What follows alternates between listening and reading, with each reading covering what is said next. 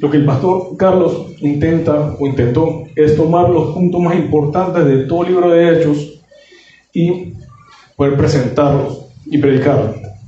Si realmente la iglesia se tomara el tiempo para estudiar este libro capítulo a capítulo, versículo a versículo, realmente esta serie sería muy larga. Sería una serie de aproximadamente 1 año, 2 años, si nosotros nos tomáramos realmente el tiempo para estudiar este libro como debería ser. Pero estamos intentando tener una visión macro de todo lo sucedido en el libro de los Hechos. En esta visión macro estamos viendo los puntos más importantes del libro de los Hechos. Lo que va a ser el surgimiento de la iglesia y la obra del Espíritu Santo en ella. Y los textos de Hechos que me tocaron predicar a mí el día de hoy es Hechos capítulo 13, 14, 16, 17 y 18. No voy a predicarlos todos completos. Realmente voy a intentar hacer un resumen bastante breve de todos los textos. Así que por favor, si puede abrir su Biblia, el libro de los Hechos, y déjala ahí porque vamos a estar leyéndola de una manera progresiva. Vamos a estar leyendo diferentes porciones. Así que vamos a orar antes de iniciar. Señor, gracias Padre por tu palabra. Gracias Padre porque tu palabra es viva y eficaz. Gracias Padre porque tú nos sigues hablando a través de ella, Señor. Y gracias Señor porque sabemos que esta palabra es la que transforma vidas, cambia corazones. Y Señor, sabemos que tú nuestra vida es como un regalo, Señor, para poder conocerte cada día más, Padre. Señor, entregamos este mensaje en tus manos, Señor. Habla en nuestros corazones, Señor, y que seas tú hablando a través de mí, Señor. Lo pido en tu nombre, Jesucristo. Amén. El libro de los Hechos se puede dividir en aproximadamente 3 o 4 actos. Estos actos abarcan todo el libro de los Hechos completo. Abarca todo el libro de los Hechos completo y nos ayuda a ver una línea de tiempo entre la partida de Jesús, la llegada del Espíritu Santo, el nacimiento de la iglesia y la expansión del Evangelio. Yo lo quiero llamar actos porque realmente el libro de los Hechos es un libro donde podemos encontrar una obra maestra. El libro de los Hechos es una obra maestra que está repleta de personajes secundarios, pero donde su personaje principal sigue siendo el Espíritu Santo. El Espíritu Santo sigue siendo el personaje principal de este libro. El autor de los Hechos, Lucas, el médico, o como Pablo le dice en Colosenses 4:14, Lucas, el médico amado, menciona al Espíritu Santo más de 50 veces en todo el libro. Y lo menciona como lo que es la guía y el poder de la iglesia naciente. Pero hasta el día de hoy vamos a ver un resumen, va a ser bastante rápido, en qué es lo que hemos visto hasta ahora. Hasta ahora solamente hemos visto los 2 primeros actos del libro de los Hechos. Acto número 1, el testimonio del Evangelio a Jerusalén. Esto lo podemos encontrar en el capítulo 1, versículo 1, hasta el capítulo 8, versículo 4. ¿Qué es lo que podemos ver en este lapso de tiempo? El inicio de la iglesia, la venida del Espíritu Santo y el primer sermón de Pedro. También pudimos ver la expansión de la iglesia, que fue el arresto de Pedro y Juan, la muerte de Esteban y el inicio de la persecución a los cristianos. El acto número 2 es el testimonio del Evangelio a Judea y Samaria. Esto lo podemos encontrar del capítulo 8, versículo 5, al capítulo 12, versículo 25. ¿Qué encontramos en esta porción? El testimonio de los samaritanos, por medio de Felipe, Pedro y Juan, que viajaron hasta Samaria y predicaron el Evangelio en esta ciudad. También encontramos la primera conversión de un gentil, que vendría siendo el etíope eunuco, por medio de la palabra que recibió de Felipe. También encontramos la conversión de Pablo, que lo pudimos ver a través del hermano Yannick hace 2 domingos atrás. Y bueno, también pudimos ver el testimonio de los gentiles, que es cuando ya el Evangelio se expandió, se fue abriendo mucho más a cada uno de las naciones gentiles, donde uno de ellos era Cornelio. El mensaje anterior pudimos ver, y el mensaje de Yannick se centró en eso, en la conversión de Cornelio. Ahora, ¿cuál sería el siguiente acto? ¿En qué actos seguiría? Si me puede acompañar a Hechos capítulo 1, versículo 8, lo vamos a ver ahí. Hechos 1, capítulo 8. Dice la palabra de Dios: pero recibirán poder cuando el Espíritu Santo venga sobre ustedes, y serán mis testigos en Jerusalén, acto 1, en toda Judea y Samaria, acto 2, y hasta los confines de la tierra, acto 3. Ahí podemos ver los 3 actos que abarcan todo el libro de los Hechos. Hasta los confines de la tierra es el tercer acto. Pero antes de iniciar a hablar sobre los viajes misioneros de Pablo, que realmente es la porción que me toca hablar el día de hoy, sobre los viajes de Pablo, a mí me gustaría poder que usted entienda algo sobre la expansión del evangelio hacia los gentiles. Considero que es algo que le puede ayudar a tener una mejor comprensión de cómo sucedió todo esto, cómo sucedió este acontecimiento. Por favor, vaya a Hechos capítulo 6, versículo 1. Los que tengan la oportunidad de ver la versión Reina Valera 1960, por favor también, si la pueden ver las dos versiones, sería maravilloso. Hechos capítulo 6, versículo 1. Yo voy a leer las dos versiones de igual manera para poder que pueda ver esto conmigo. Dice la Biblia, voy a leer la primera, la Reina Valera de 1960. Dice, en aquellos días, como creciera el número de los discípulos, hubo murmuración de los griegos contra los hebreos, de que las viudas de aquellos eran desatendidas en la distribución diaria. Esa es la Reina Valera. Ahora vamos a leer la Nueva Biblia de las Américas, que es la versión que nosotros utilizamos acá. Por aquellos días, dice la palabra de Dios, a multiplicarse el número de los discípulos, surgieron una queja de parte de los judíos helenistas en contra de los judíos nativos, porque sus viudas eran desatendidas en la distribución diaria de los alimentos. A primera vista se puede ver una diferencia enorme. Cómo un autor o como un traductor traduce una palabra y la traduce como griego y el otro la traduce como judío helenista. Realmente la palabra que se utilizó en griego en el texto real, el texto original, es la palabra helenistes, por lo cual la palabra que utiliza la Reina Valera en ese texto, la palabra que ellos utilizan en griego, realmente no es la más apropiada para traducir esa palabra, por lo cual realmente estamos hablando de judíos helenistas. ¿Qué era un judío helenista? Un judío helenista era un judío de la diáspora. Ya después, en su casa, puede investigar qué era un judío de la diáspora. Ellos tenían cierta simpatía o tenían ciertas tendencias hacia los elementos de la cultura griega. Y existían los judíos nativos, como los pudimos ver en el texto, que eran judíos que eran los que sí se mantenían en el área de Palestina. Ya, sé que se preguntarán, ¿y a qué viene todo esto? ¿Cuál es el sentido de todo esto de los judíos helenistas y de los judíos palestinos? Lo que sucede es que los judíos palestinos tenían recelo de los judíos helenistas por su manera de asimilar la cultura griega. Ellos sentían odio, ira contra estos judíos helenistas por la forma como ellos simpatizaban con los griegos. ¿A qué viene todo esto? Que estos judíos helenistas se convirtieron en cristianos. Y ahora no solamente sentían odio por los judíos helenistas, sino que sentían furia contra los judíos helenistas. ¿Qué quiere decir? No solamente eres simpatizante de la cultura griega, sino que ahora crees un tal Jesús. Y fue tal la ira y el odio contra este grupo de cristianos, judíos helenistas, que fue a este grupo al que primero se les desató la persecución. Fue a este grupo al primero que se les desató esa persecución y ellos tuvieron que salir de Jerusalén. Fue tal la ira y el odio que Esteban, el primer mártir de la iglesia, era uno de ellos. Esteban era un judío helenista.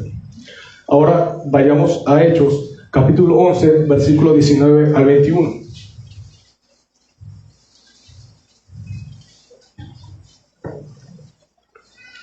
Hechos 11, capítulo 19, versículo 21.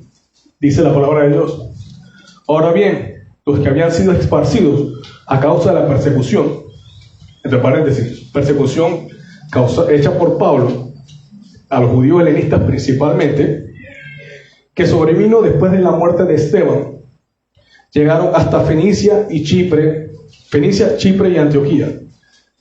Por favor, los que puedan subrayen la palabra Antioquía, y quiero que se guarden ese nombre en su cabeza.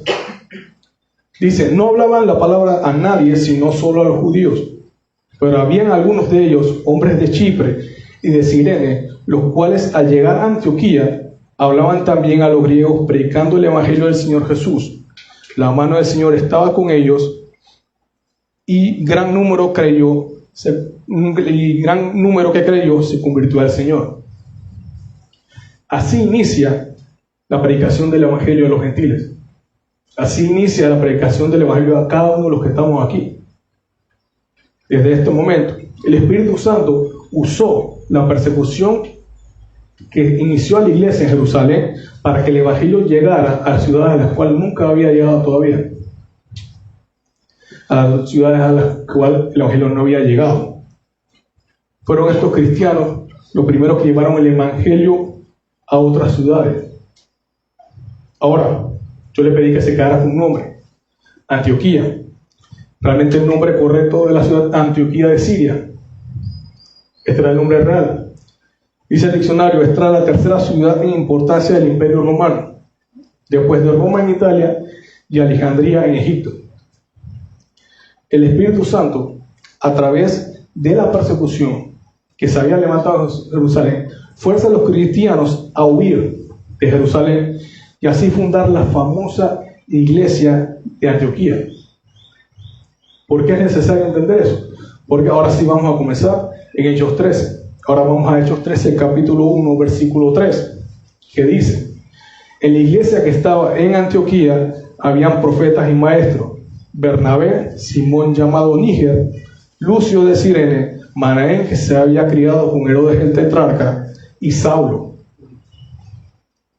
Mientras ministraban al Señor y ayunaban, el Espíritu Santo dijo: aparten a Bernabé y a Saulo para la obra a la que los he llamado. Entonces, después de ayunar y haber impuesto las manos sobre ellos, lo enviaron. Y esto es la parte que yo me maravillo. Mi hermano, los propósitos y los planes de Dios son mucho más grandes de cualquier comprensión humana. Saulo, desde la muerte de Esteban hasta su conversión, estaba decidido a exterminar la fe cristiana.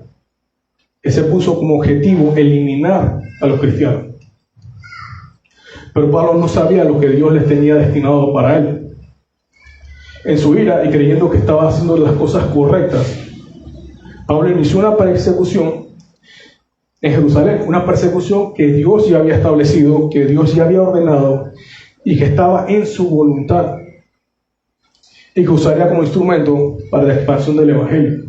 Pablo creía que hacía lo correcto, pero Pablo no entendía que incluso eso que estaba haciendo estaba ya en la voluntad de Dios para que el evangelio del Señor se predicara en otras ciudades. Llegó a Antioquía. Los cristianos huyeron de Jerusalén, llegaron a Antioquía.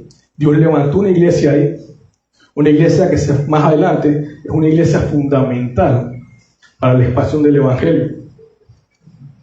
Pablo es confrontado por el Señor, se convierte, y ahora vamos a ver a Pablo siendo un miembro fiel de la iglesia de Antioquía. Mire, yo realmente creo que pocas cosas nos ayudan a ver más claro que la obra del Espíritu Santo fue la que movió todos los hilos en este tiempo. Pablo, creyendo que estaba haciendo un mal, no sabía que estaba preparando una iglesia en Antioquía donde él iba a ser miembro y donde de ahí iba a salir todo su viaje misionero. Todos sus viajes misioneros iban a comenzar y terminar en Antioquía. Esa era su iglesia. Él era miembro fiel de esa iglesia. Iglesia que se formó por la persecución que él inició. Realmente es maravilloso. Ahora, vamos a los viajes misioneros. Voy a dar algunos detalles sobre los viajes misioneros antes de iniciar. Como mencioné, número 1, cada viaje misionero de Pablo inicia y termina en la iglesia de Antioquía, Antioquía de Siria. Segundo, Pablo inicia su primer viaje misionero en el año 47 o 48 después de Cristo. Este viaje duró aproximadamente un año. Este viaje se encuentra en Hechos capítulo 13 y capítulo 14. El segundo viaje misionero fue en el año aproximadamente 49 al 52 después de Cristo. Este viaje duró aproximadamente 3 años. Este viaje se encuentra en Hechos 15, capítulo 15, versículo 41, hasta Hechos 18, versículo 22. En este viaje, el segundo viaje misionero, es cuando Pablo conoce a Timoteo, que más adelante se iba a convertir en su hijo espiritual, y también conoce a Lucas, que es el autor de este libro. En este segundo viaje, Pablo escribió Primera y Segunda de Tesalonicenses. El tercer viaje de Pablo fue en el año 52 después de Cristo a 57 después de Cristo. Duró aproximadamente 5 años. Este viaje se encuentra en Hechos 18, versículo 22, a Hechos 21, versículo 17. Pablo fue encarcelado en Jerusalén cuando ya venía de regreso y jamás regresó a la iglesia de Antioquía. Este viaje Pablo escribió la primera y segunda carta de Corintios y probablemente se piensa que escribió la carta a los Gálatas y Colosenses. Después del tercer viaje de Pablo ya preso, escribe Romanos, Efesios, Filipenses, Primera y Segunda Tesalonicenses, Tito y Filemón. He resumido bastante rápido los 3 viajes de Pablo. Pero si realmente uno tomara el tiempo para predicar todos estos capítulos, son 8 capítulos de mensaje, tenían aproximadamente unas 10 horas de mensaje continuo. Eso sin contar los capítulos que te exigen profundizar más, porque hay un tema, hay una doctrina, hay un tema teológico. Realmente la porción que me toca predicar a mí el día de hoy es la porción que abarca el primero y el segundo viaje. Pero lo que voy a intentar hacer es ver en este primer y segundo viaje esas características principales que distinguían a Pablo como un apóstol de los gentiles. Pablo tenía características que lo distinguían como un verdadero evangelista y un verdadero apóstol. Estas características eran visibles en todos sus viajes. No solamente era su forma de predicar el evangelio, sino era su forma como actuaba o reaccionaba en los momentos de preocupación, incertidumbre y peligro. Yo enumeré 4 características que eran bastante distintivas en su viaje misionero. Número 1. Pablo era guiado por el Espíritu Santo. Número 2. Pablo estaba lleno del poder y la autoridad del Espíritu Santo. Número 3. Pablo descansaba en la soberanía de Dios. Y número 4. Pablo tenía un profundo amor por la iglesia y una pasión por la predicación del Evangelio. Ahora vamos a estar viendo todas estas características en los diferentes textos. Una de las cosas que tenemos que tener presente es que estas características no nacieron de Pablo de manera natural. Estas características surgieron por la obra que el Espíritu Santo había hecho en él. Era el Espíritu Santo y ese abundante amor por Cristo y su gracia la que lo motivaron a vivir y ser cada vez más como Cristo. Entonces, ahora sí, vamos a Hechos capítulo 13, versículo 1. Creo que ya lo tienen ahí, así que vamos a leerlo otra vez. En la iglesia que estaba en Antioquía había profetas y maestros: Bernabé, Simón llamado el Níger, Lucio de Cirene, Manaén, que se había criado con Herodes el tetrarca, Saulo. Mientras ministraban al Señor y ayunaban, el Espíritu Santo dijo: aparten a Bernabé y a Saulo para la obra a la que los he llamado. Entonces, después de ayunar, orar y haber impuesto las manos sobre ellos, lo enviaron. El versículo 4 dice: ellos pues, enviados por el Espíritu Santo, descendieron a Seleucia y ahí se embarcaron para Chipre. Aquí podemos ver la primera característica. Pablo era guiado por el Espíritu Santo. En esta porción encontramos el llamamiento de Pablo y Bernabé al ministerio. Y también encontramos la confirmación de lo que el Señor le dijo a Ananías en el capítulo 9, versículos 15 y 16. Dice: ve, porque él es mi instrumento escogido para llevar mi nombre en presencia de los gentiles, de los reyes y de los israelitas, porque yo le mostraré cuánto debe padecer por mi nombre. Este es el inicio del misterio del apóstol de los gentiles. Y desde este inicio vemos que Pablo era guiado por el Espíritu Santo. Aquí podemos ver que Pablo y Bernabé estaban sujetos a la autoridad de la iglesia de Antioquía. Y la iglesia de Antioquía estaba sujeto a la autoridad del Espíritu Santo. La respuesta de la iglesia de Antioquía fue obediencia automática. Escucharon la ordenanza del Señor, oraron y ayunaron para bendecir ese ministerio que estaba a punto de iniciar, le impusieron las manos y lo dejaron ir. Fue obediencia automática de parte de la iglesia de Antioquía. Una de las cosas que también podemos ver es que la iglesia de Antioquía no eligió a Pablo y a Bernabé. Y Bernabé y Pablo no se ofrecieron. Fue una elección absoluta del Espíritu Santo. A pesar de que vemos que dice en el versículo 3 que ellos lo enviaron, la iglesia los envió, en el versículo 4 vemos que realmente el que los envió fue el Espíritu Santo. En la actualidad debería ser exactamente así, debería ser igual. La iglesia del Señor debería ser sensible a la voz del Espíritu Santo para escoger entre los hermanos quienes tienen llamados y dones. Nunca se debería escoger a alguien si no tiene un llamado de parte del Espíritu Santo. Y a los que por alguna razón no quieren escuchar la voz del Espíritu Santo, mire, yo le puedo decir, usted puede ir hasta los confines de la tierra sin escuchar la voz del Espíritu Santo. Por supuesto que sí. Usted lo puede hacer. Pero si usted hace eso, usted irá, trabajará día y noche, y su trabajo será en vano. ¿Por qué? Porque el Espíritu Santo no lo ha enviado. Recordemos que la salvación es del Señor y necesitamos la autoridad y el poder del Espíritu Santo respaldándonos. Todo nuestro esfuerzo sería en vano si nosotros vamos y el Espíritu Santo no nos está mandando hacia allá. Sería en vano. Ahora vamos a leer del versículo 4 al versículo 12. Aquí vamos a encontrar otra de las características de Pablo. Pablo estaba lleno del poder y la autoridad del Espíritu Santo. Dice: ellos pues, enviados por el Espíritu Santo, descendieron a Seleucia. De allí se embarcaron para Chipre. Al llegar a Salamina, proclamaban la palabra de Dios en la sinagoga de los judíos. Y tenían también a Juan de ayudante. Este es Juan Marcos. Después de haber recorrido toda la isla hasta Pafos, encontraron a cierto mago, un falso profeta judío llamado Bar Jesús,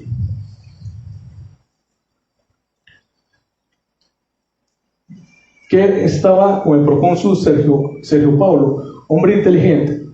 Este hizo venir a Bernabé y a Saulo y deseaba oír la palabra de Dios. Pero Elimas, el mago, pues así se traduce su nombre, se lo ponía tratando de desviar de la fe al procónsul. Entonces Saulo, llamado también Pablo, en este es el punto donde ya Pablo deja de llamarse Saulo y comienza a llamarse Pablo, lleno del Espíritu Santo, fijando la mirada en él, dijo: tú, hijo del diablo, que estás lleno de todo engaño y fraude, enemigo de toda justicia, ¿no cesarás de torcer los caminos rectos del Señor? Ahora la mano del Señor está sobre ti, te quedarás ciego y no verás el sol por algún tiempo. Al instante, niebla y oscuridad cayeron sobre él e iba buscando quién lo guiara de la mano. Entonces el procónsul, cuando vio lo que había sucedido, creyó maravillado de la doctrina del Señor. En esta porción encontramos ese encuentro que tiene Pablo y Bernabé con un cierto mago llamado Bar Jesús. El nombre Bar Jesús significa hijo de salvación. Más adelante vemos que él tenía otro nombre, un nombre griego, que era Elimás. Este mago era un tipo de asistente o un mago de corte que tenía este procónsul llamado Sergio Paulo. Dice la Biblia que este procónsul era un hombre inteligente. Al saber que Pablo y Bernabé se encontraban en la ciudad, él deseaba escuchar la palabra de Dios y los llamó a que fueran ante él. Cuando llegaron al procónsul, este mago se oponía. Él vio en Pablo y Bernabé una amenaza a su prestigio y a sus ingresos. De manera que dice la Biblia que trataba de desviar la fe de la fe al procónsul. Pero veamos algo. Dice la Biblia que Pablo estaba lleno del Espíritu Santo, porque dice Pablo lleno del Espíritu Santo. Cuando se fijó en él, esto es como cuando el autor coloca esto como un sello de garantía para nosotros, para que nos diéramos cuenta de que lo que estaba a punto de ocurrir no era una obra de hombre, no era una obra de Pablo, era una obra del Espíritu Santo. Pablo pudo hacer milagros y maravillas solo porque el Espíritu Santo estaba en él. Y es interesante, porque dice, fijando la mirada en él, dijo: tú, hijo del diablo. Recordemos que el nombre de él se traducía hijo de salvación. Con esto Pablo le está diciendo: tú no eres un hijo de salvación, más tú eres un hijo del diablo. Tú eres un enemigo de la verdad, tú eres un engañador. Aquí podemos ver la autoridad del Espíritu Santo. Este mago estaba siendo culpable de torcer los caminos rectos del Señor. Realmente el juicio que Dios estableció a este hombre fue un juicio justo. Este hombre engañaba a ese procónsul. Realmente era un engañador. Este hombre tenía las tinieblas como luz y luz a las tinieblas. Pablo le dice: ahora la mano del Señor está sobre ti. Te quedarás ciego y no verás el sol por algún tiempo. Al instante, niebla y oscuridad cayeron sobre él e iba buscando quien lo guiara de la mano. Volvemos a ver. Ahora la mano del Señor está sobre ti. Una obra del Espíritu Santo. No era Pablo haciendo milagros por su propia voluntad. Sin el Espíritu Santo, Pablo no hubiera hecho absolutamente nada. Y esta obra se hizo no solamente para demostrar la autoridad del poder del Espíritu Santo, sino para glorificar a Cristo en medio de ellos. Pero lo más interesante es que el procónsul no se maravilló o no se impresionó del milagro que sucedió. Lo podemos ver en el versículo 12. Dice: entonces el procónsul, cuando vio lo que había sucedido, creyó maravillado de la doctrina del Señor. Él estaba maravillado de las palabras que Pablo le estaba diciendo. No era solo el milagro. Mire, yo no sé si usted es continuista o cesacionista, si usted piensa que los milagros, estos dones maravillosos o dones para hacer milagros todavía continúan vigentes, o usted considera que es una persona que esos dones ya han cesado, que no se pueden, ya no tienen ningún propósito en la actualidad. Pero una de las cosas que sí tenemos que tener presente es que más que milagros maravillosos, más que grandes milagros y maravillas, nosotros tenemos que procurar todos los días estar llenos del Espíritu Santo y predicar el Evangelio con fidelidad. Realmente ese es lo que nosotros debemos preocuparnos. No tanto pelearnos entre nosotros, si uno es continuista y el otro es cesacionista. Realmente eso son dos posturas completamente diferentes. Nosotros debemos preocuparnos por estar llenos todos los días del Espíritu Santo y predicar el Evangelio con fidelidad. Ya lo pudimos ver en el versículo 12. Si usted es una persona que cree en estos milagros maravillosos, estos dones para hacer milagros maravillosos, al final estos milagros se convierten en un tema secundario. Realmente lo que transforma la vida de una persona no es el milagro.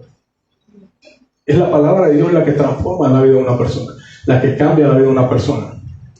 Mira, solamente hay que recordar la cantidad de milagros que Jesús hizo cuando estaba entre nosotros. Y aún así, la gente no creyó. Aún así, la gente no creyó. Y estamos hablando de Jesús, el Hijo de Dios, Dios encarnado, entre nosotros. La máxima revelación de Dios, Cristo Jesús, está entre nosotros. Y aún así, la gente no creyó. Procuremos siempre, todos los días, estar llenos del Espíritu Santo y predicar el Evangelio con fidelidad. Ahora, si me puede acompañar a Hechos, capítulo 14, versículo 19 al 22.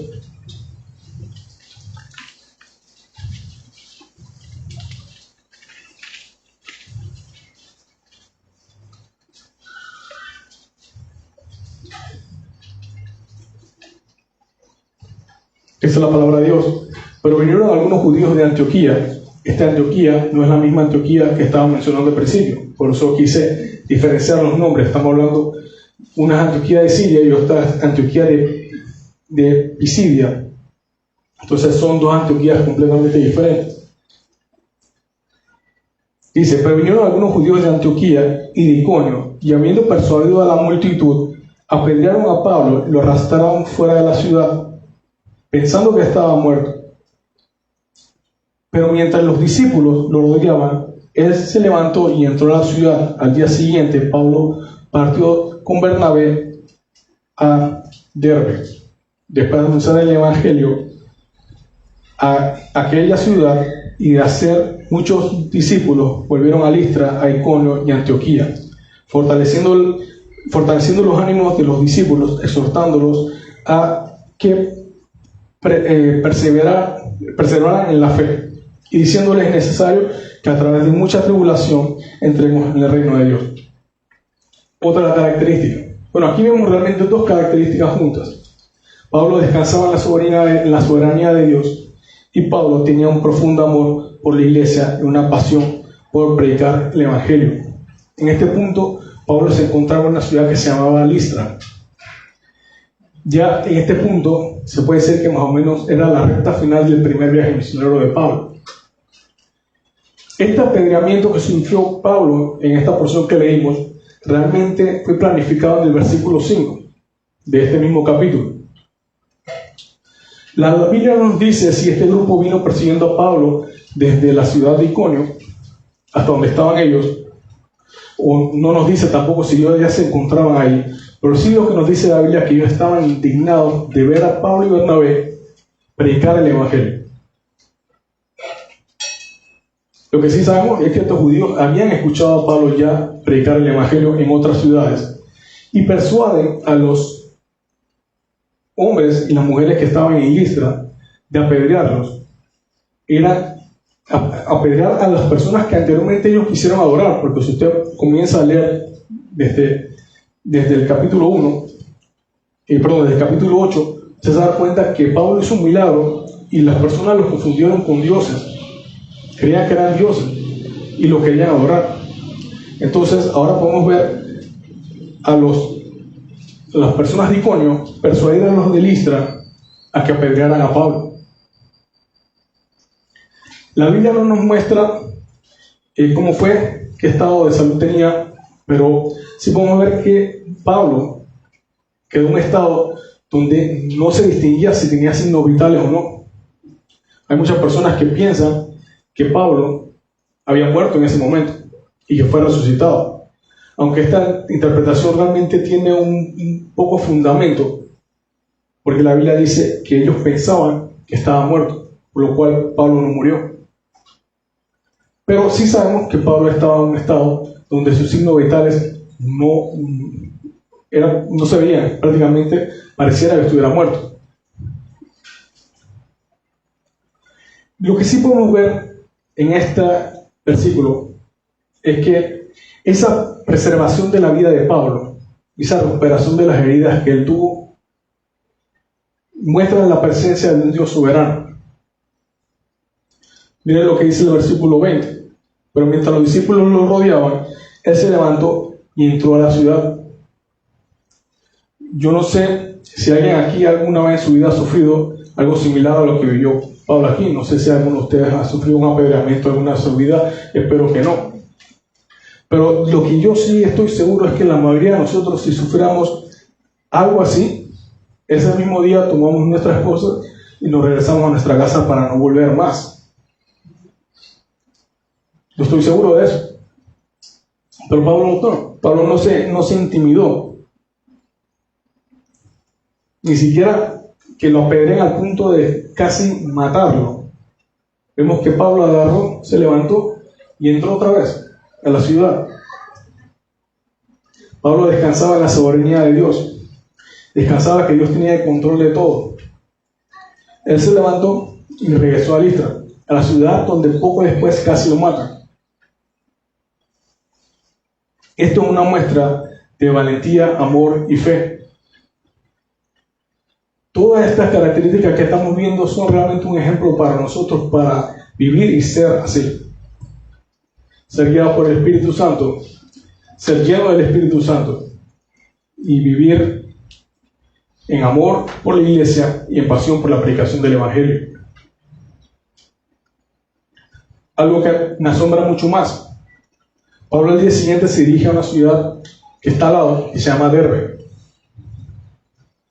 Derbe era prácticamente la última ciudad que iba a visitar Pablo. Y Edgar, no sé si tendrás el... Ok. Esto lo debí poner mucho antes para que se guiara exactamente donde estamos. Si pueden ver en el centro, en una ciudad que dice Derbe. Pablo tenía que regresar a Antioquía, que es la ciudad que se encuentra a su derecha en el mapa. Si podemos ver, la ruta más rápida que tenía Pablo para regresar a Antioquía era pasar por Tarso e ir a Derbe. Pero esto no sucedió así. Y esto es lo más interesante. Dice la Biblia, después de anunciar el Evangelio a aquella ciudad y de hacer muchos discípulos, volvieron a Listra, a Iconio y a Antioquía. Pablo regresó a las ciudades y echó hacia atrás,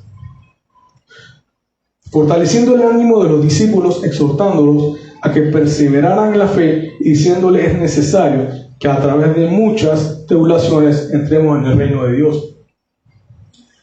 Aquí podemos ver también el amor de Pablo por la iglesia.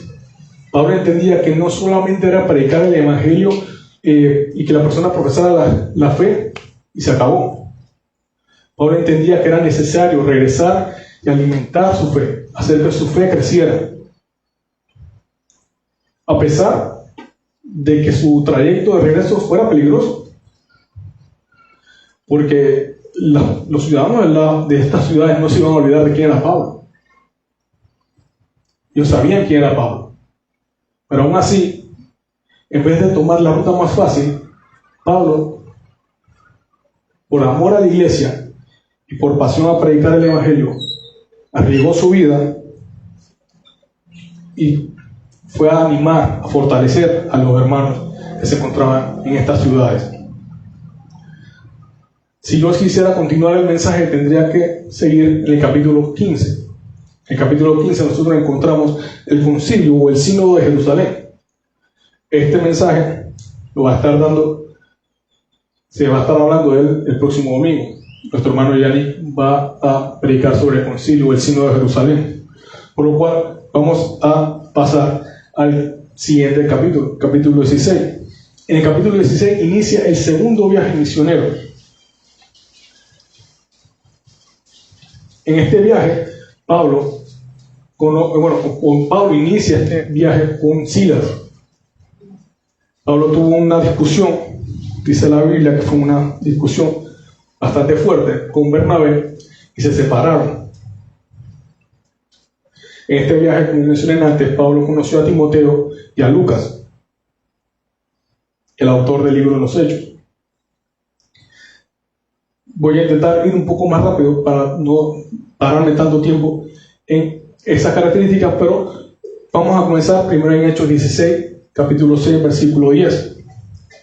aquí volvemos a ver a Pablo, Silas y al grupo misionero siendo guiados otra vez por el Espíritu Santo.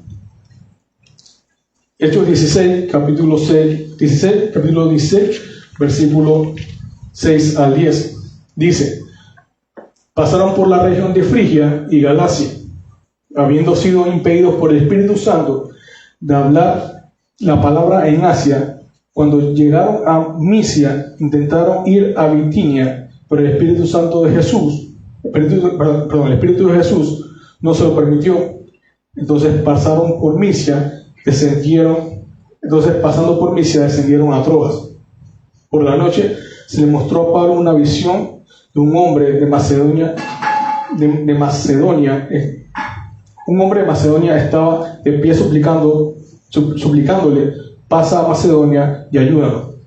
Cuando tuvo la visión, enseguida procuraron ir a Macedonia, persuadidos de que Dios nos había llamado para anunciarles el Evangelio. Okay. En el apuro, no estoy leyendo tan rápido que es, pero bueno, para no tomar tanto tiempo. Aquí podemos ver que aquí aparece Lucas. Podemos ver que dice en el versículo 10: cuando tuvo la visión, enseguida procuramos. Y aquí podemos ver que Lucas se mete en la narración, porque a este punto fue que Pablo y Silas se encontraron con Lucas. Pero es interesante ver cómo el Espíritu Santo bloqueó al grupo misionero de predicar el Evangelio en ciertas regiones. Edgar, no sé si podrás poner el otro mapa para que se pueda guiar el segundo viaje misionero. Pablo estaba en Frigia y Galacia. Voy a continuar acá. Ellos se querían dirigir hacia el oeste. Voy a ver en el centro, encontrarán que dice Frigia y Galacia. Pablo se quería dirigir hacia el oeste y el Espíritu Santo lo bloqueó. Les prohibió ir allá. Después tomaron la decisión de ir hacia Bitinia, hacia el norte, y el Espíritu Santo también se lo prohibió. El Espíritu Santo le bloqueó toda ruta posible a Pablo y Silas y a algún misionero que no fuera ir hacia Troas y cruzar el mar. Esto nos demuestra a nosotros, hermanos, que tenemos que ser sensibles a la voz del Espíritu Santo. Tenemos que ser sensibles a pesar de que pareciera que lo que nos está diciendo está en contra de la voluntad de Dios. ¿Por qué? Porque Pablo se dirigía hasta dos ciudades a predicar el Evangelio. Pero el Espíritu Santo le dice no. El Espíritu Santo le dice que no es por allá. No es hacia el oeste, no es hacia el norte. Yo necesito que tú vayas hacia Troas. Yo necesito que tú pases el mar. Incluso vemos que el Espíritu Santo en una visión le muestra a un hombre de Macedonia que le suplicaba que lo ayudara. El Espíritu Santo siempre nos está hablando. Está en nosotros ser sensibles a la voz del Espíritu Santo y escuchar y obedecer a lo que nos está diciendo. Ahora vayamos a Hechos, capítulo 16, versículo 16, capítulo 32.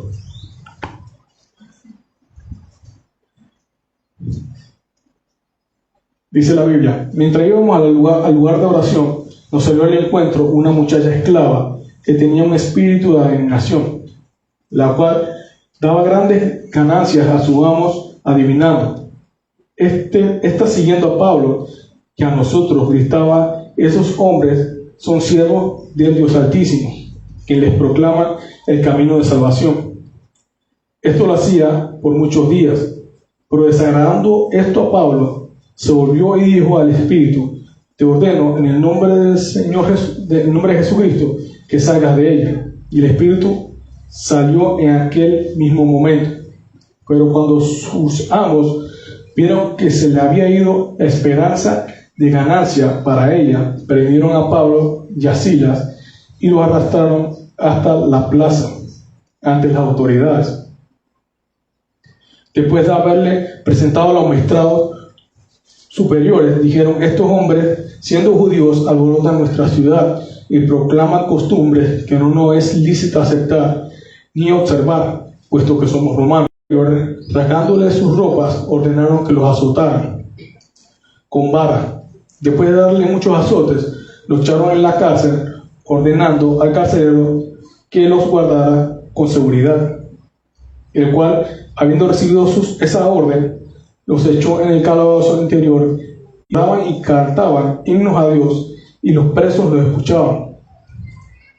De repente se produjo un gran terremoto, de tal manera que los cimientos de la cárcel fueron sacudidos.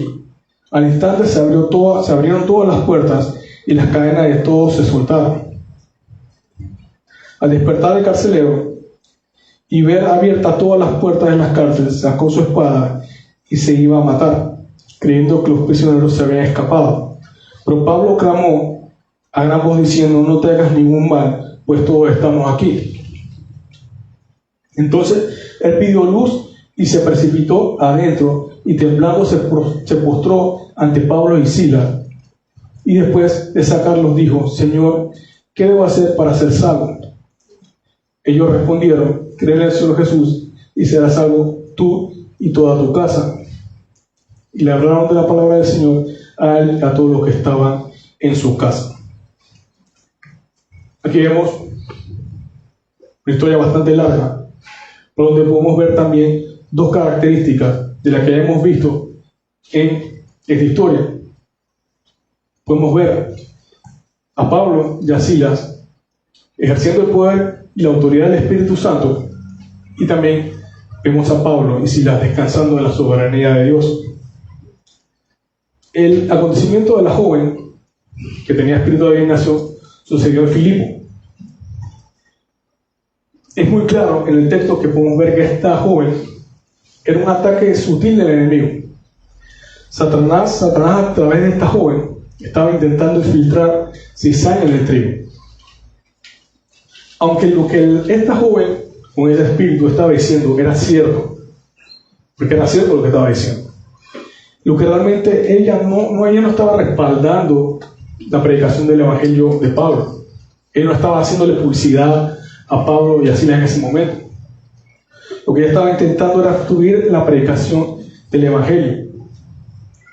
Créame, hermano, que el padre de mentira, Satanás, él va a manifestar la verdad cuando le sea útil a su conveniencia. Así como sucedió con Cristo en la tentación en el desierto. Satanás conoce la verdad. Satanás conoce la verdad y cuando la desea usar, la usa. Pero para destruir todos los propósitos de Dios. Dice la Biblia que esto sucedió por varios días. Y Pablo se molestó. Realmente parece que la palabra que se debe utilizar es se fastidió. Porque Pablo no estalló en ira en ese momento. Pablo se fastidió. Pablo reprende al espíritu en el nombre de Jesucristo. Y el espíritu salió de ella. La capacidad de echar fuera demonios realmente era como una característica que distinguía a los apóstoles de Cristo. Estos dones milagrosos que hacían los apóstoles realmente eran una evidencia de que ellos eran voceros de Dios, que ellos hablaban la palabra de Dios. En la actualidad, esos dones ya no se ven. A pesar de todo el espectáculo que se forma en ciertas iglesias, esos dones ya no se ven. Y quiero citar a MacArthur ahora mismo. John MacArthur dice: a pesar de la afirmación de muchos hoy en día, ningún creyente tiene autoridad para ordenar a los demonios que le obedezcan. La batalla espiritual se lucha ahora con las armaduras y las armas de Efesios 6. La armadura del cristiano. Esas son nuestras herramientas para la guerra espiritual. Lamentablemente, hoy en día, ese don de sacar espíritus, realmente eso ya no se ve.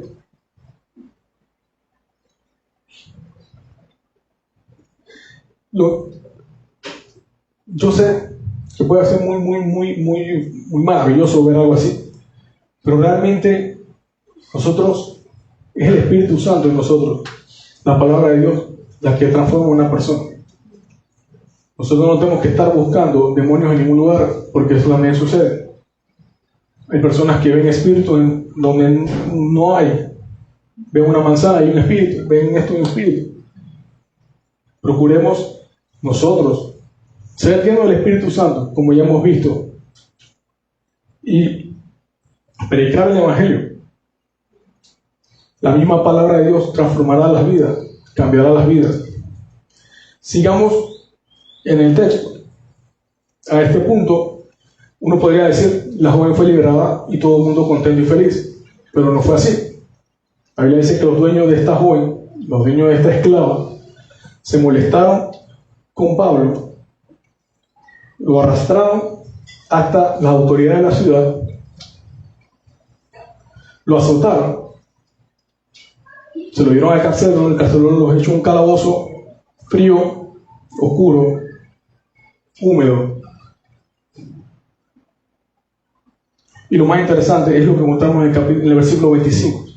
Pablo, en medio de un calabozo frío, húmedo, oscuro, Pablo a medianoche podemos verlo cantando himnos, llorando, mientras los otros presos escuchaban. Solamente una persona que descansa en la soberanía de Dios en ese momento hace eso.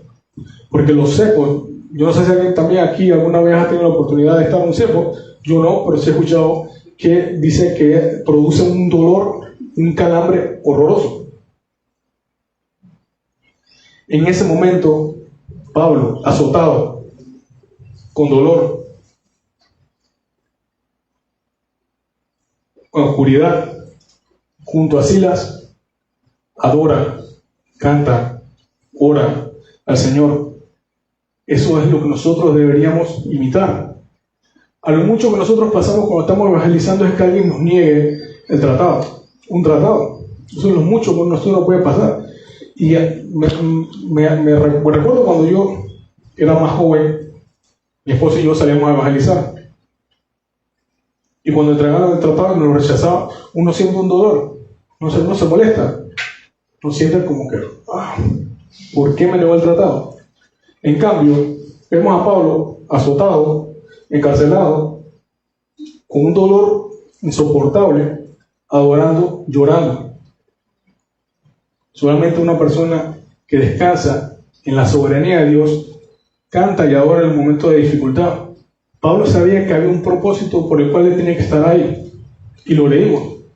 Sucedió un terremoto, se abrieron las puertas, el carcelero vio que las puertas estaban abiertas y se iba a quitar la vida, porque lo más probable era que si realmente se habían escapado, a él se le iba a quitar la vida. Pablo les dice, Pablo le grita dentro de la cárcel, no te hagas ningún mal. Y en ese mismo instante Pablo le predica el Evangelio, porque él se arrodilla ante Pablo y le dice, dime qué necesito para ser salvo. Era necesario que Pablo estuviera en esa cárcel, en esa situación, para salvar la vida de ese carcelero y su familia. Siempre hay un propósito, siempre hay una razón por la cual nosotros pasamos por ciertas preocupaciones, incertidumbres y problemas. Por último, vayamos a Hechos 18, capítulo 18, versículo 5. Aquí volvemos a ver ese profundo amor y pasión que tenía Pablo por la predicación del Evangelio y por la iglesia. Dice la porción, cuando Silas y Timoteo llegaron de Macedonia, Pablo comenzó a dedicarse por completo a la predicación de la palabra. En este punto Pablo se encontraba en Corinto.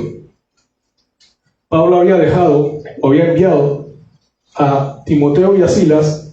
Cuando se encontraba en Atenas, Pablo los envió a Macedonia y él se fue. Pablo llegó a Corinto, buscó trabajo porque estaba buscando trabajo para sostenerse él mismo, y conoció a Priscila y Aquila. Eso lo podrá ver en los primeros versículos de este capítulo. Pero Pablo trabajó con ellos porque ellos hacían tienda de campaña. Pablo trabajó con ellos, pero no descuidó su ministerio. Dice el versículo 4, y discutía en la sinagoga todos los días de reposo, tratando de persuadir a judíos y a griegos. Silas y Timoteo, en esta porción que leímos en el versículo 5, habían regresado de Atenas de visitar a la iglesia de Macedonia. Cuando usted lee Tesalonicenses, nosotros tuvimos un estudio de Tesalonicenses aquí en la iglesia y podemos ver una evidencia de ese viaje que tuvo Timoteo y Silas. Pablo le habla a los tesalonicenses y le dice, cuando Timoteo estuvo entre ustedes. Aquí, en este punto, Pablo se reencuentra con Timoteo y Silas, y es donde probablemente se haya dado o se entregó la contribución para el ministerio de Pablo de parte de la iglesia de Macedonia. La iglesia de Macedonia le entregó una ofrenda a Pablo. Y dice que esto permitió que Pablo se dedicara por completo a la predicación del Evangelio. Esa ofrenda que le trajo Timoteo y Silas le permitió a Pablo dedicarse por completo a la predicación del Evangelio. Aunque hay algo muy interesante que Pablo le escribe a los Corintios en 2 Corintios 11:9. Él les dice, cuando estaba con ustedes y tuve necesidad, a nadie fui carga. Porque cuando los hermanos llegaron de Macedonia, suplieron plenamente mi necesidad y en todo me guardé y me guardaré de serles carga. Pablo en todo su ministerio mostró ese amor por la iglesia. Pablo no quería ser una carga para la iglesia en ese momento. Pablo, si tuvo la necesidad de trabajar, trabajó. Pablo, si veía la necesidad de hacer algo, lo tenía que hacer, lo hacía, pero sin descuidar el ministerio. Pablo tuvo hambre, pero eso no lo detuvo. Pablo fue azotado, eso no lo detuvo. Pablo fue apedreado, eso no lo detuvo.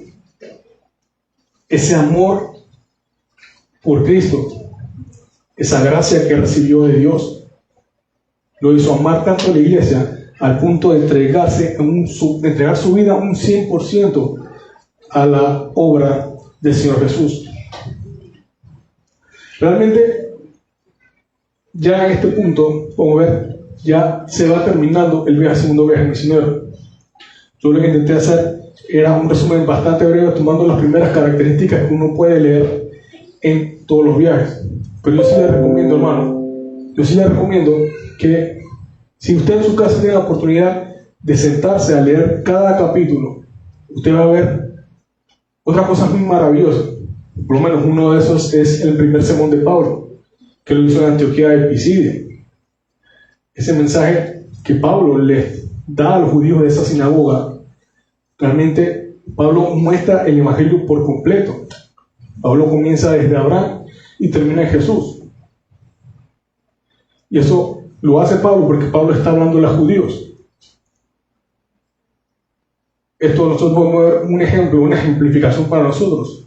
Cuando nosotros estamos predicando el Evangelio, nosotros tenemos que saber a quién le estamos hablando y saber cómo vamos a predicar el Evangelio. Pablo predicaba a judíos. Pablo comenzó hablando desde Abraham, pasó por Moisés, después David y terminó con Cristo. En el capítulo 16, Pablo habla a los atenienses. Y a los atenienses Pablo inicia de una manera completamente diferente. Pablo no iba a comenzar con Abraham, Moisés, David y Jesús. Pablo comienza de una manera completamente diferente. Esto a usted le puede ejemplificar o dar una idea de que cuando usted predica el Evangelio, usted tiene que saber a quién usted está hablando. No a todo el mundo se comienza con Cristo. Cristo es el final. Cristo debe ser el final de cualquier predicación del Evangelio. Usted debe iniciar por lo que la persona sabe, lo que la persona conoce. Vemos acá, Pablo comenzó con Abraham, terminó con Jesús. En Atenas, Pablo comenzó hablando de los dioses y del Dios no conocido y terminó con Jesús. Esto también lo vemos en Jesús. Jesús, cuando hablaba con los fariseos, Jesús sabía cuál era la creencia de los fariseos. Había un grupo de fariseos que no creían en la vida después de la muerte. Y ahí fue cuando Jesús le decía, ¿acaso Dios es Dios de muertos? ¿Acaso Dios, cuando se le presentó a Moisés, no dijo, yo soy el Dios de Abraham, de Isaac y de Jacob? Estas cosas que a nosotros nos ayudan a ver y a entender cómo nosotros debemos presentar nuestra fe. Ahora, ¿cuál es nuestro deber? ¿Cuál es nuestra ordenanza? Posiblemente nosotros no tengamos un llamado como el de Pablo. No escuchemos la voz del Espíritu Santo tan audible como fue con Pablo y nos separa del ministerio. Pero de igual manera nosotros tenemos un llamado. Y lo encontramos en Mateo 28, 18, del 18 al 20. La palabra de Dios dice: vayan pues y hagan discípulos a todas las naciones, bautizándolos en el nombre del Padre y del Hijo y del Espíritu Santo, enseñándoles a guardar todo lo que les he mandado. Y recuerden, yo estoy con ustedes todos los días hasta el fin del mundo. Nosotros hemos sido llamados a predicar el Evangelio a todas las naciones. Nosotros hemos sido llamados a predicar el Evangelio a nuestros familiares, a nuestros compañeros de trabajo, a nuestros vecinos, a nuestros compañeros de universidad, a nuestros compañeros de escuela. Y yo hasta ahora no sé en qué punto el cristiano pensó de que esta era una opción o una sugerencia. Esto pasa exactamente lo mismo con el Sermón del Monte. Hay hermanos, hay personas cristianos que creen que el Sermón del Monte es una opción, o creen que el Sermón del Monte, parte del Sermón del Monte aplica hacia él y hay otras partes que no. Hay gente que dice: yo soy pacificador, limpio de corazón no tanto, yo soy hay tantas bienaventuranzas. El Señor, todas esas bienaventuranzas, todo ese Sermón del Monte, de principio a fin, es una lista de las características que tiene un seguidor de Cristo. El Sermón del Monte es todas las cosas que un cristiano se diferencia de un hombre que no lo es. Y lo encontramos también en el Sermón del Monte, en Mateo 5, 14 y 16. El Señor dice: ustedes son la luz del mundo. Una ciudad situada sobre un monte no se puede ocultar, ni es encendida una lámpara y se pone debajo de una vasija, sino sobre el candelero, y alumbra a todos los que están en la casa. Así brille la luz de ustedes delante de los hombres, para que vean sus buenas acciones y glorifiquen a su Padre que está en los cielos.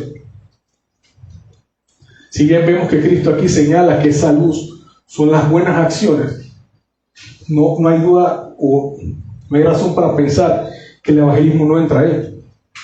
El evangelismo debe contarse como una acción que muestra la luz de Cristo y glorifica a nuestro Padre.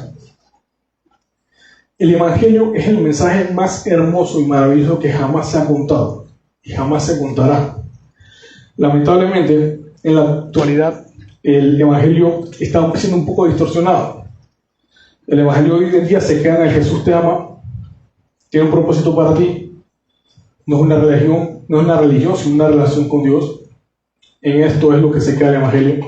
Sí, suena muy bonito, pero ese no es el evangelio. Algunos dicen: el evangelio es que Dios te ama y tiene un plan maravilloso para ti. O dicen: el evangelio es que Jesús puede cambiar tu vida si le pides que entre a tu corazón. Igual, son buenas noticias, suena muy bonito, pero esto no es el evangelio. El evangelio es o habla del problema más grande que tiene el ser humano. El problema más grande que tiene el ser humano es que Dios es un Dios santo y justo y nosotros no. Desde el Génesis, cuando Adán y Eva fueron creados, ellos fueron creados como representantes de la raza humana. Al Adán y Eva caer, como ellos eran la cabeza federal o cabeza representativa de toda la humanidad, y la corona de la creación, toda la creación cayó con ellos. Eso es lo que se llama el pecado original. Por eso, por esa misma razón, cada niño que nace o cada niño que viene al mundo viene siendo culpable. Así inicia el evangelio. Todos somos culpables delante de Dios. Romanos 5:12 dice: por tanto, tal como el pecado entró en el mundo por medio de un hombre, y por medio del pecado la muerte, así también la muerte se extendió a todos los hombres, porque todos pecaron. El ser humano quedó completamente separado de Dios, se quedó sin esperanza. Y al final, todo ser humano tiene que presentarse delante de Dios y será juzgado. Así lo dice Hebreos. Hebreos dice que así como está decretado que los hombres mueran una sola vez y después de esto el juicio. Y aquí es donde vienen las buenas nuevas del Evangelio. Aquí es donde vienen realmente las buenas noticias del Evangelio. Que vino un Salvador. Dios envió a su Hijo, se hizo carne, habitó entre nosotros, vivió una vida perfecta, intachable, murió por sus escogidos, cargando Él en la cruz su pecado, su depravación. El crucificado, sepultado, en el tercer día resucitó. Ese es el Evangelio. Nosotros estamos llamados a predicar ese Evangelio. No necesitamos que venga un ángel y nos diga, necesito que viajes a tal lugar. No. Nunca fue una opción. Nunca es una sugerencia. Si usted es cristiano, usted debe sentir esa necesidad en su corazón. Es una ordenanza y un mandato del Señor. Romanos 5, 18, 19 dice: así pues, tal como por una transgresión resultó la condenación de todos los hombres, así también por un acto de justicia resultó la justificación de vida para todos los hombres. Porque así como por la desobediencia de un hombre, los muchos fueron constituidos pecadores, así también por la obediencia de uno, los muchos serán constituidos justos.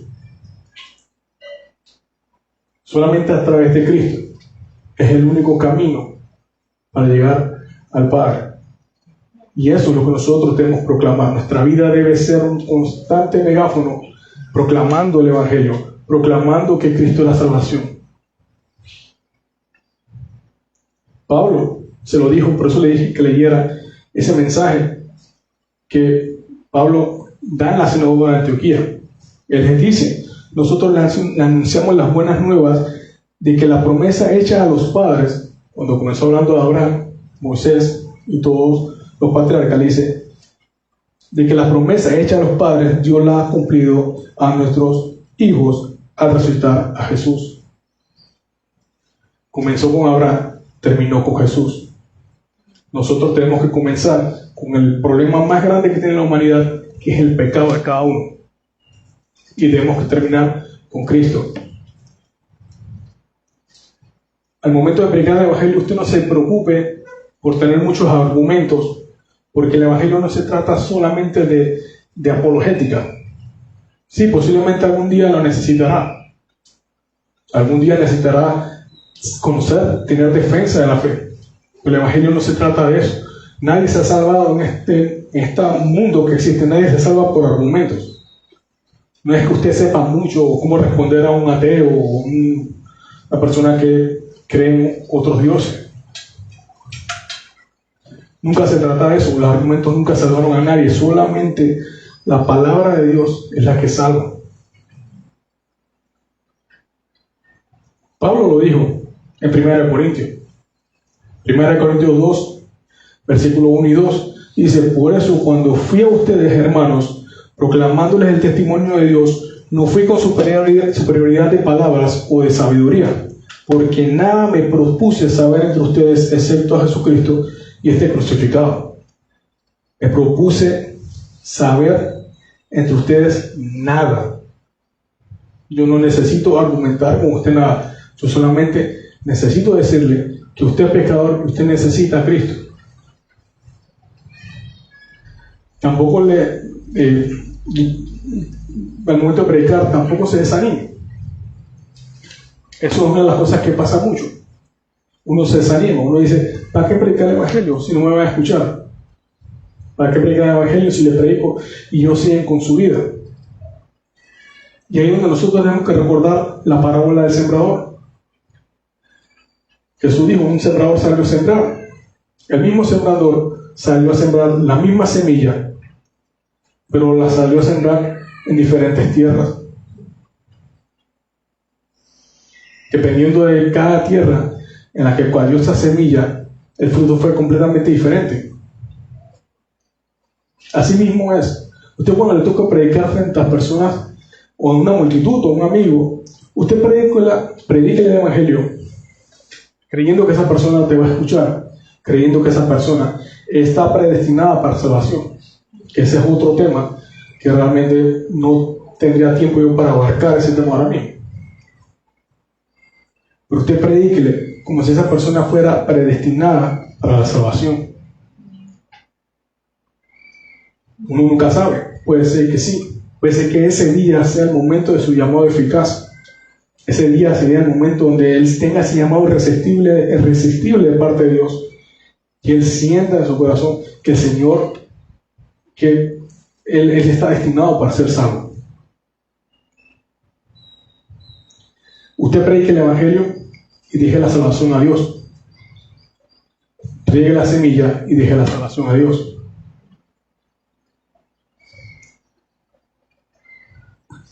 Me gustaría, ya para terminar,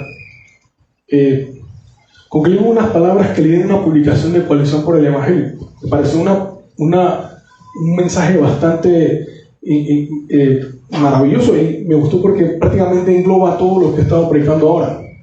El autor de esta publicación dijo: toda Asia y Europa fueron llenas del Evangelio a través del ministerio y liderazgo de este hombre, hablando de Pablo. Como indica el pastor MacArthur, Pablo fue único en la historia de la redención, responsable de la difusión inicial del mensaje del Evangelio por todo el mundo gentil. Pablo mismo testificó sobre la causa de su entrega y arduo trabajo por el Evangelio. Segunda de Corintios 5, 14, 15 dice: pues el amor de Cristo nos apremia, habiendo llegado a esta conclusión, que uno murió por todos y por consiguiente todos murieron, y por todos murió, para que los que viven ya no vivan para sí, sino para aquel que murió y resucitó por ellos. Aquí tenemos un hombre dominado por el amor de Cristo. La experiencia de salvación que tuvo y el ser objeto del amor y la gracia del Hijo de Dios fueron el motor de su entrega absoluta a la causa de su Señor, como lo escribe en los Gálatas. Como Cristo ha sido crucificado, como Cristo he sido crucificado, ya no soy yo el que vive, sino que Cristo vive en mí. Y la vida que ahora vivo en la carne la vivo por la fe en el Hijo de Dios, el cual me amó y se entregó a sí mismo por mí. La extraordinaria vida de Pablo a favor del Evangelio, su constante padecimiento por causa del mensaje de la cruz y su resolución a morir por proclamar a Cristo fueron muestras del amor del apóstol por su Rey y Señor. De esa manera Pablo nos modela cómo luce una vida de entrega a causa de Cristo para la gloria de Dios. Tú y yo, como Pablo, somos personas comunes y corrientes.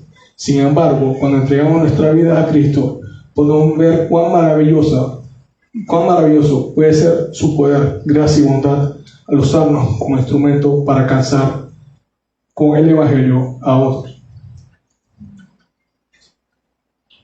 Pablo era una persona común y corriente. Pablo era como usted y como yo. Pero Pablo era una persona que estaba dominada por el amor de Dios. Pablo estaba dominado por la gracia de Dios. Y ese amor y esa gracia lo hizo entregarse al 100% a la predicación del Evangelio. Y así tenemos que ser cada uno de los que estamos aquí. Entonces, me gustaría orar para terminar. Señor Dios, gracias Padre por tu palabra, Señor.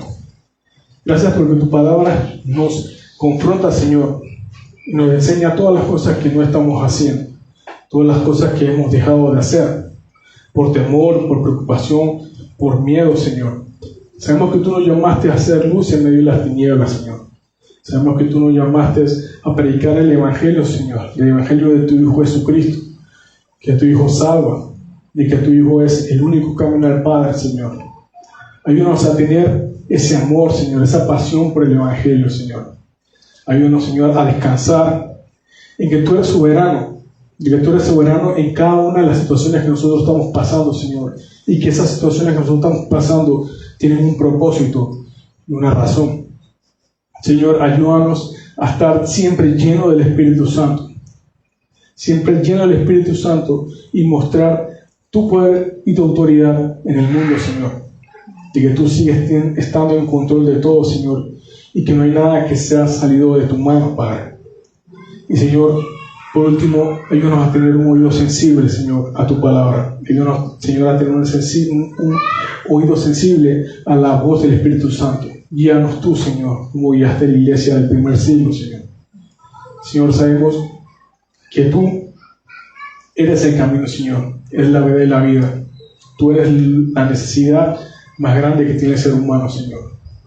Y sabemos, Señor, que entre más nosotros predicamos el Evangelio, más te obedecemos a ti y más tú te exaltas en medio de nosotros, Señor. Señor, todo esto lo pedimos en los méritos de Cristo. Amén.